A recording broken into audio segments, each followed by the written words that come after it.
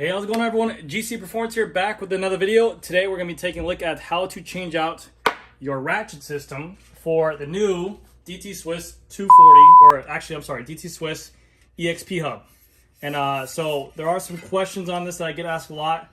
I did a video in the past where I actually changed out the ratchets on a old school style DT Swiss hub, and it made it from the 18 tooth to a 54 tooth.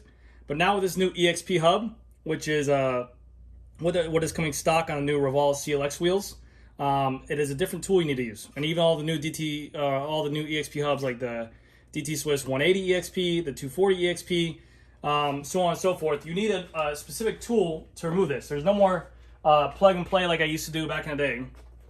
This is a specific tool right here. I don't know the exact part number of it, which is probably exactly that right there. But I'm going to leave a link to it if you guys want to buy this at home, because I'm going to show you guys how to do this pretty much at your house if you want to. I don't recommend it, but I'm going to show you guys how to do it. And that way, if you guys ever want to, you can attempt it at home. I'll show you guys the difference. So before, with the old ones, these are what the ratchet systems look like inside your old wheels. With a normal DT Swiss hub, on the CLX 50s, on the CLX 64s, on the just regular DT Swiss, just regular ratchets. These are 18 tooth right here. See, and you can tell by how many teeth are on here. It's 18 teeth in total. But a complete solid ratchet system on the front and back. And you'll literally take out the old ratchets and put these ones in. And that will cause a noise. When you ride by, that'll go, whee. Now with the less teeth, the less noise I make. The more teeth, the more noise I make. So those are the stock ones. These are the 54 tooth that I told everyone, or that I showed in that video, how to upgrade to. That make it really loud. It makes it sound like a crying baby, like a very violent baby, or a fishing reel, or just something crying like crazy. This is what the new ones look like. They have a thread system on here. And the reason for that is because it actually houses the bearing for the wheel itself. And that's what a 54 tooth looks like. You can see there's 54 teeth in there compared to an 18 tooth. But it used to be very easy to swap these out from an 18 to 54. You could do it at home. Whereas now, you need this. And you need this red thing and everything like that. So I'm going to show you guys how to do this at home if you guys want to. I recommend doing it at a shop, but I figured I'd just show it anyways. But you can see there's more points of engagement, which will cause more drag, which would be like... So anyways, got all that. I'm going to show you the tools you need. You pretty much need a hammer. This tool, which is $100, that's why I recommend just taking it to a shop, because it's probably not worth it. I got a 11 millimeter socket that I'm going to use to hit out the bearing. And then I have this. You don't really need this, but I have this to put onto the bearing that I can push it into. And I'm going to put it into a vise. Now again, you can see this tool is, you can use like a monkey wrench on here or something like that. But what I do is I take it, open my vise, and if you have a vise at home in your workshop or whatever, it's great for you. But a lot of people don't. So I'll put it in like that. And then I'll show you this wheel right here. And I'll leave a link, like I said, to the product description of where this is and where you can buy it yourself. And I'll also leave a link to my other video where I did the 54 tooth for regular ones if you don't have EXP. But right now what's stock inside this wheel is a 36 tooth ratchet. I'm going to tell you what it sounds like right here.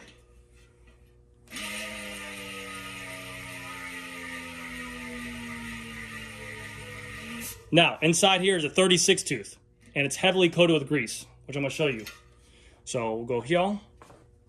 We'll make it like I move like this. Kick the trash can. So the way these things work is, okay, let's see that? Do like this. Yeah. All you have to do is apply some force to this. Oh God, bro, I'm the worst. So I pull up, and you can do this with your cassette on. And you can also do this with your disc brake on. I advise you, if you're going to do it with your disc brake on, to not touch your disc brake after you do this, because of the fact you're going to have grease and everything like that on your hands, which will cause a really loud squealing noise. But all you do, if you have the cassette, you go behind the cassette and you pull up. You might need to put force, but this is how it comes off. So if I don't have the cassette, I just grab the free body. I usually rest my elbows on the rim. I'll just kind of give it a yank. That is all. You can see. This is what it looks like inside here. Heavily coated with grease. My God, you're greasy. Put that to the side. And this is what the new one looks like. Heavily coated with grease, but notice how this one does not come out. It's fixed inside there. It's threaded inside there. So we're going to use our tool to remove this. And the way this works is pull off this red cap right here, or this little red cover thing, which I'm probably gonna need a rag. So let me get a rag real quick. Give me 1 second. Because again, it's heavily coated in grease. I'm gonna pull this out.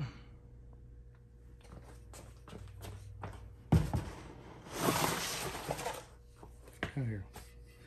So I'm gonna grab this red piece. That's gonna slide off. It's not positioned, so you don't have to worry about it. You can go back on either way. Now, my tool that I have fits perfectly inside here. And again, we can see that by, if we zoom in, we can see it's kind of teethed right there. And that's where these teeth on this tool are gonna go. So we're gonna back this camera out. We're going to put this inside here, and you can leave the axle and you don't have to do anything. Now it's snug on there. It's not going nowhere. And this is where I can actually use it. We're gonna go lefty-loosey, okay? So, lefty-loosey, we're gonna thread it all the way. Now it sounds like I think it's undone. I took the axle out with it, that's fine. End cap here. So, now that we have our wheel pretty much removed, there's a bearing on the other side. There's no end cap on, and that's perfectly fine because that's how these wheels are supposed to operate. You're supposed to just pop them on and off. We're gonna put our wheel to the side. We're going to take our axle off, Hasselhoff axle off, like so. Move this to the side. And now that's what it looks like. This is our 36-tooth ratchet with our bearing installed. Now, I think DT Swiss also has a tool for this as well. I don't have that one because I'm poor. With all his jokes about Cartman being poor? You guys hear how poor Cartman's mom is? His mom is so poor the ducks throw bread at her. Ha ha ha. Yeah, that's super funny, guys. So I got a 11 millimeter. I'm going to put it right there. Pretty much fits it solidly. I would put a 12 in there, but I don't have a 12 on hand with me, so I'm just going to do 11. And I'm just going to hold it like so. I'm going to put it like a backing behind me. I'm just going to hit it with a hammer. So, let's see if we can get this. Let me actually put it into a wide angle lens so that way you guys can see. You're gonna have to hit it a couple times.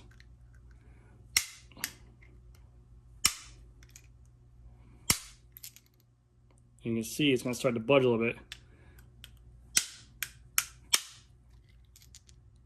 See how it's starting to come out? So we keep on going. And we're gonna keep on doing this until this bearing is out.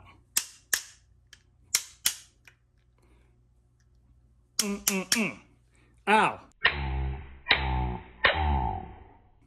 Ow. I hit myself. One more time for a goal's sake. God, that hurt.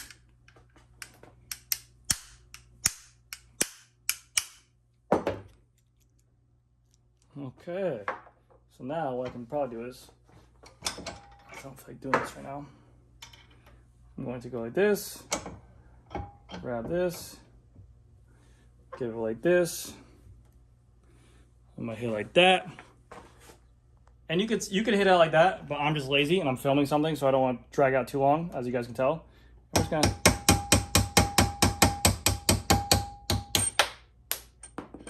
tapped out. Bearing is on the floor. Safe and sound, smooth as glass still. And this is what the 36 tooth looks like. Now, you're gonna need special grease as well, which you will get with your 54 tooth. It's a special grease right now. It's a special grease. We're gonna take it and we're gonna coat the inner linings of this area. So boom, boom, boom, boom, yeah, like that. Boom, take it like that, yeah.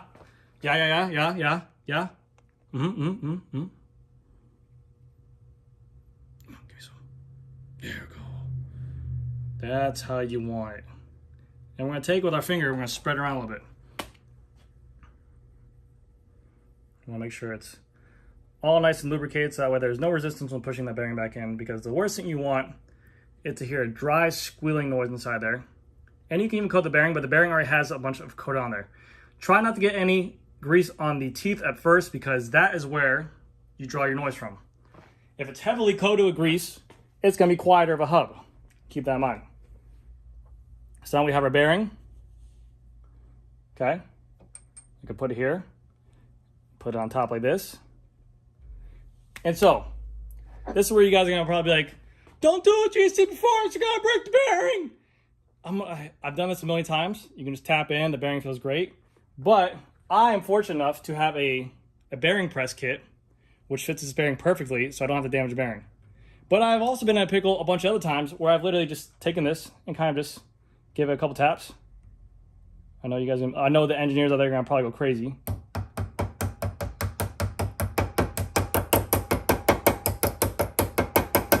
But you're literally doing nothing to it. The bearing is going in. It is sliding in because it's housed for it perfectly.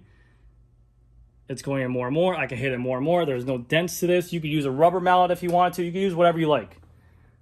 But luckily, like I said, I have a perfect bearing press that goes around top here, so I can hit it like this.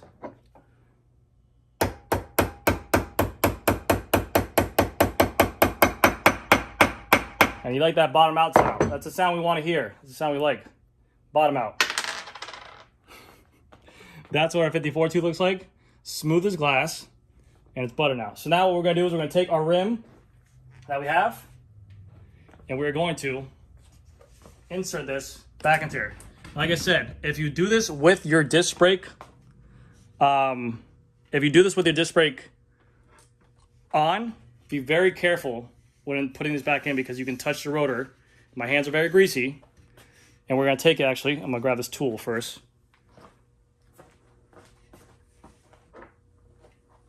I'll do it like so. Bah.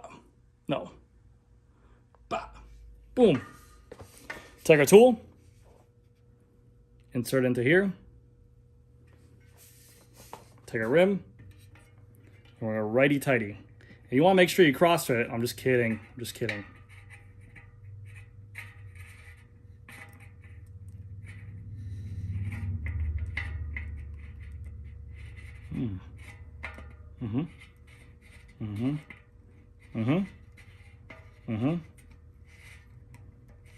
Sorry, it's very hard to get the angle of where I want to go at.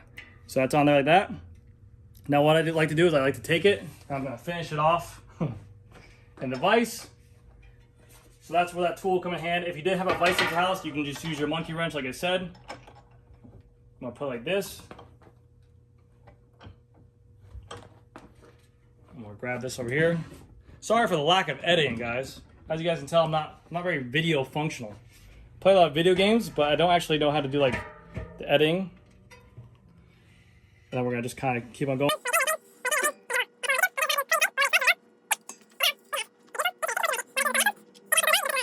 To show you guys like this. I'm gonna take it on this side. Oh, I'm a fucking idiot.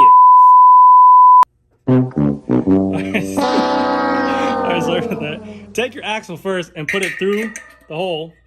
Line up with the bearing. Press her in. Then we're going to take our bearing now, slide her in, like so.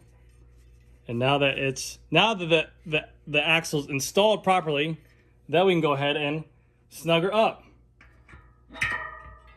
Place our axle there, righty-tighty. That's how you know it's done. Give it a snug. Yeah. Remove it. We have on here our axle. We're going to take our end cap right here, and we're going to place our end cap on the non-drive side, right there. That's installed. And now what we're going to do is, see guys, this is super easy. Isn't this way easier? The whole idea, I believe, behind having the bearing housed inside here is because it's reducing the movement inside the hub, which is reducing power being lost. Where this is threaded in and the ratchets aren't moving, I think that's taking away from power being driven. All I know is just a lot more work for me. But anyways, so now what we do is, we got our 54 tooth ratchet in there. we have to take our red little spacer kind of guy, slide it back onto the axle, remove the old 36 tooth from the FRIA body. Sure now. So what we're gonna do is we're gonna remove. This is the old driver, the XDR driver. This is a 36 tooth. Now look, there's a spring inside here. Remove that spring, and you can see this has like a housing for the spring. And then if you look inside of here, this FRIA body, you can see this little red ring. That is what closes or encloses the spring into that driver. So they all come with them. This is it right here on the 54 tooth, and this is what it's gonna look like closed inside the wheel with a spring on there. So it looks like that, covers that little gap on there, okay? So your driver already has one in there, you shouldn't need a new one. But what we're gonna do is we're gonna take the 54 tooth now.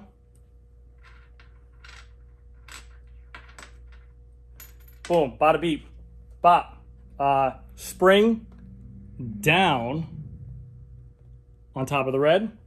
54 tooth on top of spring. Yes. Yes.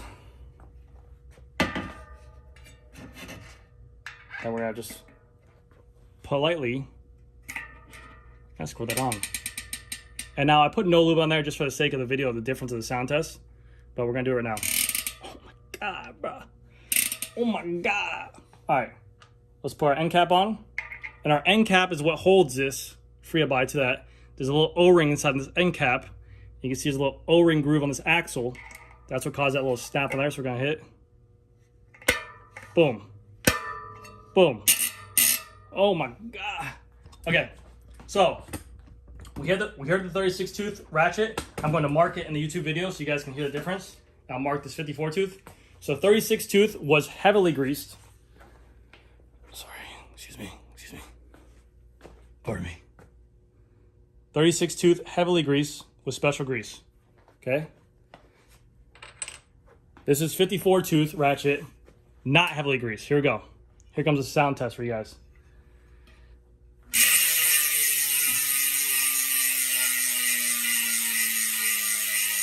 You can hear it's a lot more louder.